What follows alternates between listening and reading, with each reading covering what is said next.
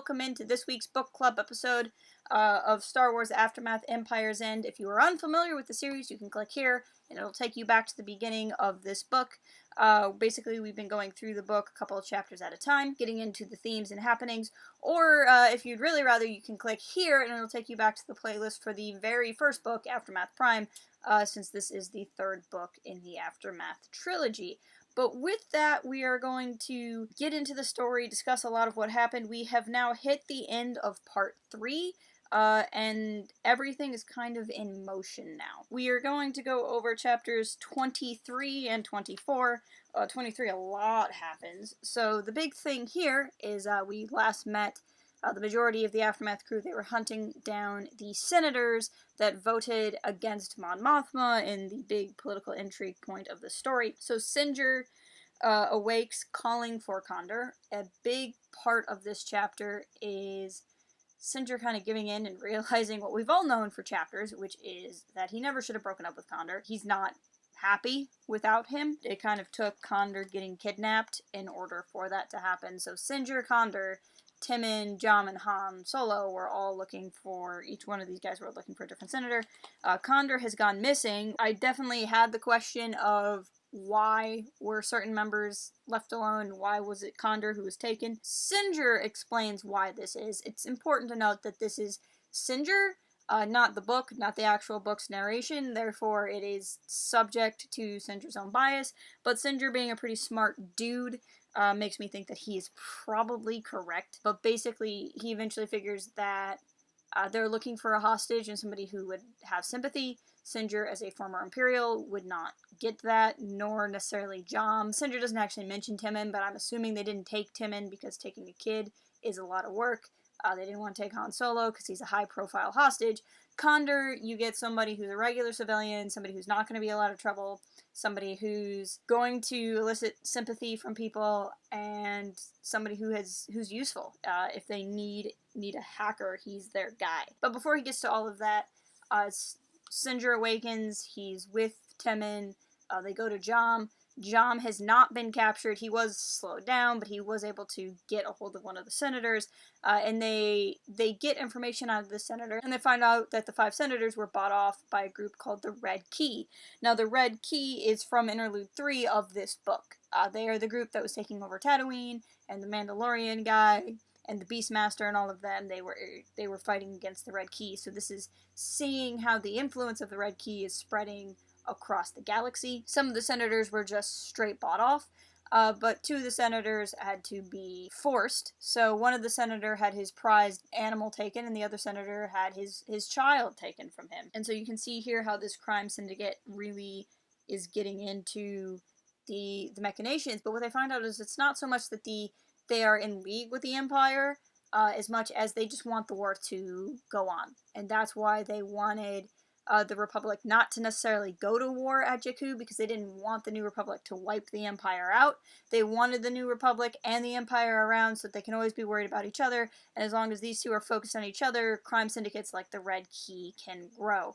Now, where this chapter leaves us, and where I'm assuming the book will take us, I don't fully remember, though I've read this book before. I've only read it once, and this is when it first came out, is if Mon Mothma's opponent is in league with the Red Key, or if it just so happened that the desires of this group happened to align with Senator Wartol this one time. This chapter does not get into that, though I am sure the book will get into that very soon. We then cut back to Mon Mothma and Wartol, and the inspection crew is coming on, so they're stranded in space because Mon Mothma faked a contamination outbreak because she brought some fruit she wasn't supposed to. And she and Wartol get a lecture from this customs official, which is just kind of humorous, because it's like one of the most powerful people in the galaxy and her opponent to become one of the most powerful people in the galaxy getting yelled at by this kind of other person. It was a good mental image, and it was kind of a funny sidestep, a little bit of humor inside an otherwise tense chapter. We also learn that the fruit plan was Leia's design, which is good both because it's a fun way to bring Leia in, even though she's not involved in this scheme, but also good because it shows that Leia and Mon Mothma can kind of keep a functioning work relationship going. the relationship between the two of them and their fractured friendship has been such a big theme. And so it's a quick throwaway line that just kind of follows Mon Mothma's thoughts, but it's a throwaway line that actually shows some direction in seeing these two people kind of working together again, even though they've been at odds. Back to the non-Jakku centered Aftermath crew, Sinjir is of course fretting because they've now located everyone but Condor. They're running out of time to get the vote flipped for Mon Mothma. He doesn't know what's going to be happening to Condor, and he has a Condor ponder, as it were.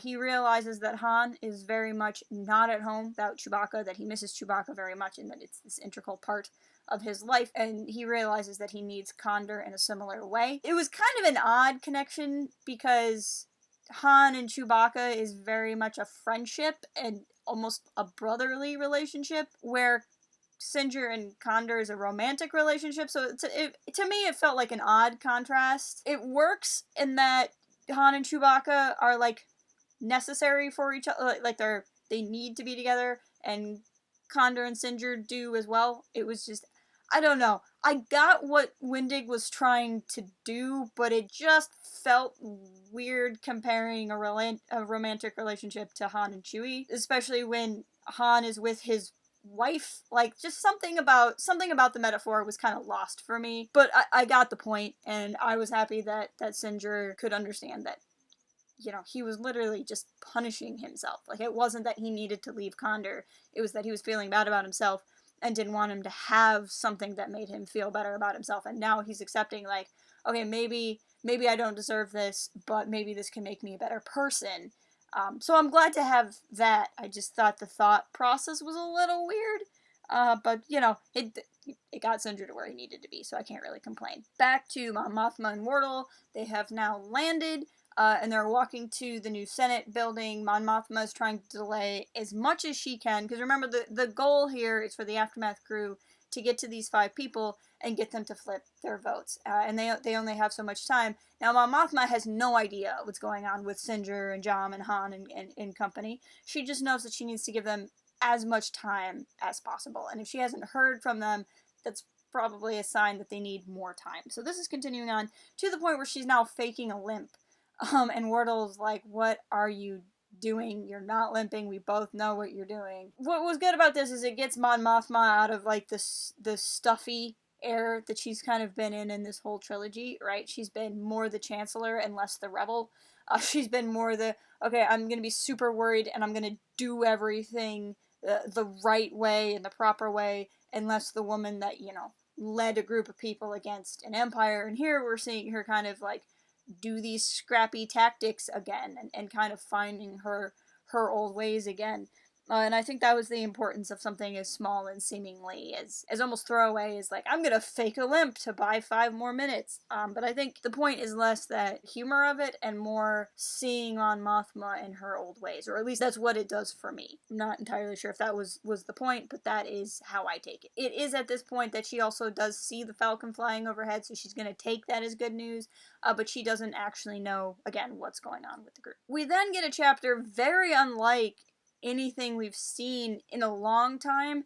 It's probably closest to Sinjir's memories of his time getting off of Endor back in Aftermath Prime. I don't remember really any chapter like this in Life Debt, so we've taken quite a long break from it, but it is back to Sinjir doing it. But there's this memory of Sinjir being trained as a loyalty officer, and him getting kind of picked apart from the crowd at the Imperial Academy and trained by this person, and the training he undergoes is effectively abuse. He is put through a lot of pain, physical, mental, and the goal, at least according to the instructor, though the instructor might be lying to themselves, is that to show Sinjir how pain works and to break him so that he knows how to break other people. And it actually reminded me a lot of what happened with Bastila and Malak, if you're familiar with Knights of the Old Republic. So, a spoiler for the game. The game's like 15 years old, and it's not like the major spoiler of the game if you've heard. But one of your main companion characters in the game, Bastila, gets kidnapped after a very critical point in the game. And the main bad guy, Darth Malak, is trying to convince her to join the dark side, and he's torturing her, and she has this, you know, big emotional moment of, if you think torture's gonna turn me, and you think I'm gonna turn to the dark side because I'm afraid that you'll keep causing me pain, you're wrong. And the Sith Lord says, no, That's not what I'm trying to do.